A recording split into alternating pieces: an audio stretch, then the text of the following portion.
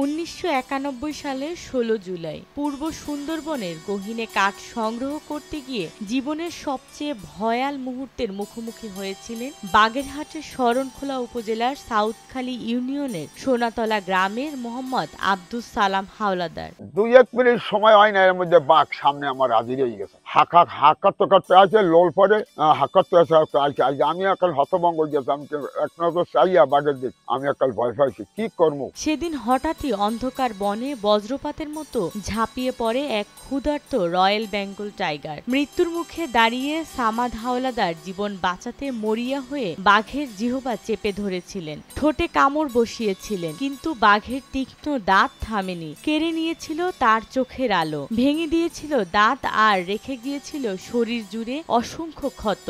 ৯১ সালে ১৬ জুলাই ওখানে আমি লোকজন লইয়া সুন্দরবনে কাজ করতে গেছি। সুন্দরবনে কাজ করতে চলতো, তখন আমরা ৪টা লোক ওই সুন্দরবনে একখানে কাজ করি। তখন বেলা যখন ১০টা বাজে, তখন ওদের কাছে বললাম কি যে ভাই, আমার তো নাস্তা খুঁজে লেগেছে, আমি একটু নাস্তা খাইতে যাই। তখন ওরা কাজ করে দিয়েছে, আমি ওই নদী ছেড়ে নাস্তা খাইতে আইছি। যখন নদী ছেড়ে নাস্তা খাইতে আইছি, তখন ওই পিছন দিকে যে বাগাইছে আমি খেয়াল করতে পারি নাই। তখন আমি গোলগাছা লাগে আলাম দিয়ে বইয়া ওই নাস্তা খাওয়া শুরু করছি। নাস্তা খাওয়া শুরু করছে মতো ইতিমধ্যে ২-১ মিনিট সময় হয় না, এর মধ্যে বাঘ সামনে আমার হাজির হয়ে গেছে। হাঁকাতে করতে আছে, লোল পরে হাঁকাতে আছে।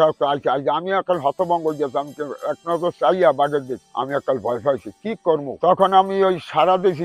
সারা দেওয়ার পর ওই লোকজন ৩জন লোক ছিল, ৪জন লোক ছিল, ৩জন গাছে উঠে আমি একা ওই নদী ছেড়ে যাইয়া। তখন বাঘ যখন আমার আক্রমণ করা দিয়েছে, তখন আমি গোলগাছা লাগে আলাম দিয়া আস্তে করা দিয়েছি। যখন মাথাটা গোলগাছা লাগে আলাম দিই, সেই সময় মাথা বাসাই আমার এই গেডি বেজাই থাবা দিয়েছে। গেডি বেজাই থাবা যখন দিয়েছে, তখন আমি মনে করছি যে বাঘ তো আমার লই দিবে। আর ওরা সারা পাইয়ে সব গাছ উঠে গেলে, মনে মনে চিন্তা করলাম তো আমার তো বাঘে লই দিবে, এখন কি করবো। সারা দিশে পিছনে একাই বাঘের ওই মুখে হাত দিয়া জিহ্বাটা নিয়ে ধরছি। জিহ্বাটা নিয়ে ধরার পর কতক্ষণ পর আমার ওই বাঘে সাইডে দাঁত থেকে হাতের তারা কামড়তেছে। কামড় দেওয়ার পর আমি আর ওই হাত তার অবশ হয়ে গেছে। তখন ওই হাত মুখ দিয়ে বাইর করছি, বাইর করিয়া বাঘের ২ কান ধরছি।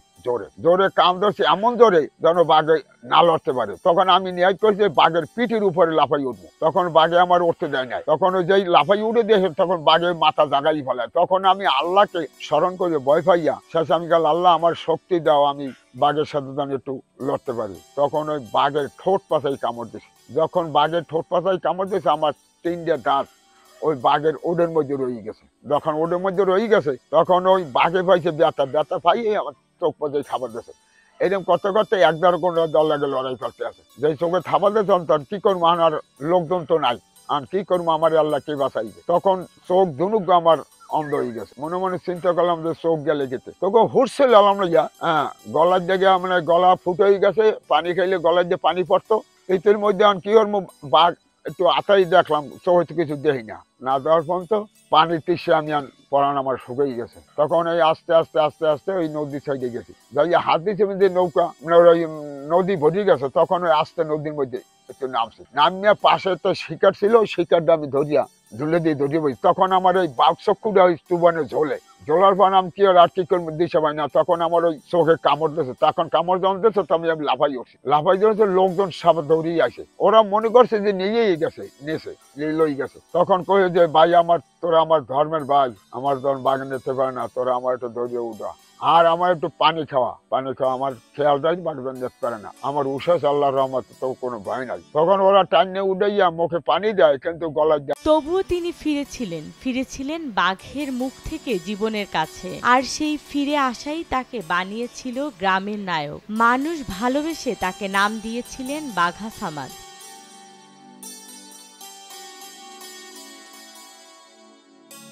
কিন্তু সময়ের নির্মম পরিহাসে আজ সেই বীর ভগ্নদেহে লড়ছেন ক্ষুধা ও অভাবের সাথে। মানুষের উপহার দেয়া ছোট্ট একটি দোকান এখন খালি তাক আর নিঃশব্দ দীর্ঘশ্বাসে ভরা।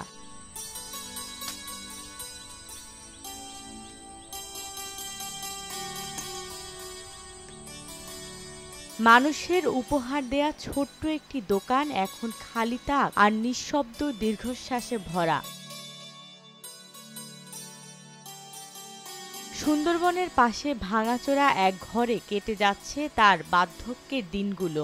এক সময়ের সাহসী বাঘা সামাদ এখন মানুষের দয়ার আশায় হাত পাতেন। সরকারের পাশাপাশি এলাকার বিত্তবানদের সহায়তা কামনা করছেন তিনি। বাঘে ধরা পরে আমার তো দুধের চক্ষু নাই, এখন কি করবো, কিভাবে চলবো, খাওয়া দাওয়া কিভাবে চলবো। তার কি পেতাম একটু শরীরে ভালো ছিল, তখন ওই দিকে করা দিলাম, দেখে যে করিয়ে ওই ডাক্তার দেখাইতাম। আর ওই চাইছেন যে আমার তো অর্থ সমাজ কিছু নাই, আর ওই চাইছেন যে খাইয়ে আনিয়া ওই যে ডাক্তার দেখাইতাম। এখন বর্তমানে মাথা কোমর ধরা, তারপর কানে শুনি না, মাথায় দরদ, হ্যাঁ, তারপর ওই আডুতে দরদ। এখন ওই দিয়ে আর কি ডাক্তারের ঔষধ খাই আর ওই রোজা নামাজ করি আর কি। আর ওই একটু ব্যবসা করে, ব্যবসার জন্য কয়েকটা একজন দোকান উড়ে দিয়েছে বেড়ারা, সেই দোকান উড়ে দিয়ে হয়তো একটু ওই সদাইবাতি বেচাকেনি করি, এত তো আমার কিছু হয় না। এখন আমরা 10 জনের যে সাহায্য করে ওই দিয়ে আমি চলাফেরা করি, ডাক্তার দেখাই, এই বিভিন্ন ধরনের। আমার তো অত নাই কিছু।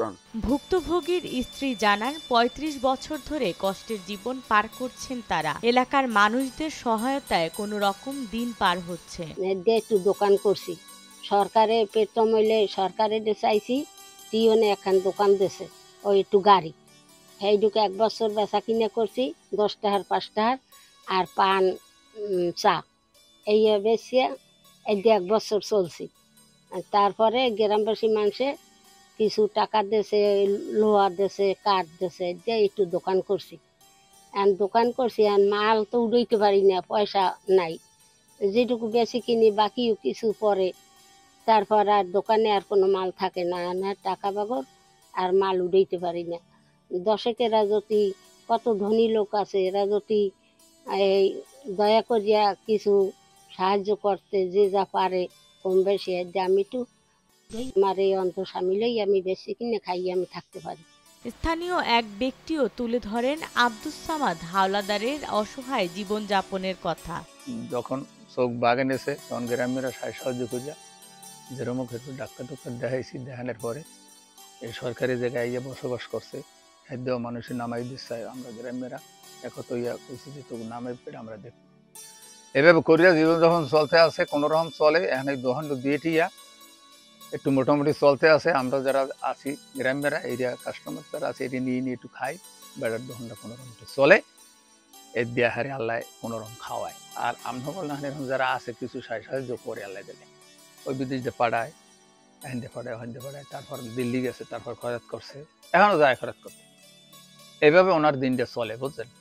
সংসার আদি তো ওলা দুব্বা মাইয়ে এই লইয়া নিজেরা দুজন এইভাবে চলে, খুব কষ্টে যায় দিনটা। যে মানুষ একসময় বাঘের মুখ থেকে বেঁচে সাহসের দৃষ্টান্ত স্থাপন করেছিলেন, আজ তিনি সহায়তার অপেক্ষায়।